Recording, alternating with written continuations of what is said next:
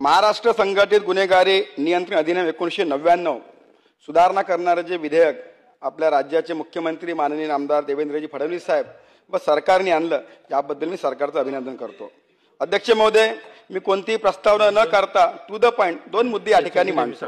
अध्यक्ष महोदय, आपल्याला माहिती आहे की सध्या जुगार हा सुद्धा संघटित गुन्हेगारी आहे आणि जुगारामध्ये जेव्हा आपण अटक करतो तर पोलीस त्यांना तात्काळ जमानत देते।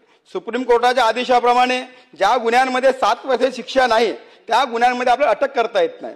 मग गुन्हेगार जुगार हा एक संघटित गुन्हेगारी असल्यामुळे आपण या कायद्यामध्ये त्याचा अंतर्भाव करून आपल्याला जुगारावर सुद्धा मोठी शिक्षा करावी लागणार आहे। दुसरा मुद्दा माझा स्पेसिफिक मुद्दा आहे, अवैध दारूबद्दल या ठिकाणी बोलल्या गेलं। आपण पाहतो की गावागावामध्ये शहरामध्ये अवैध दारू मोठ्या प्रमाणात विकली जाते आणि अवैध दारूचा सर्वात जास्त जर प्रभाव किंवा ज्यांना त्रास होतो तो म्हणजे महिला वर्ग। अध्यक्ष महोदय, आम्ही मतदारसंघामध्ये फिरताना बघतो की महिला आम्हाला अवैध दारूबद्दल फोन करतात, पोलीस कारवाई करते पण लगेच त्याला ठाण्यामध्ये आणल्याबरोबर जमानत दिल्या जाते आणि यावर सुद्धा कारण येते की माननीय सुप्रीम कोर्टाने जे 7 वर्षाचं प्रावधान दिला त्यामुळे अवैध दारू करण्यावर सुद्धा कोणता अंकुश राहिला नाही।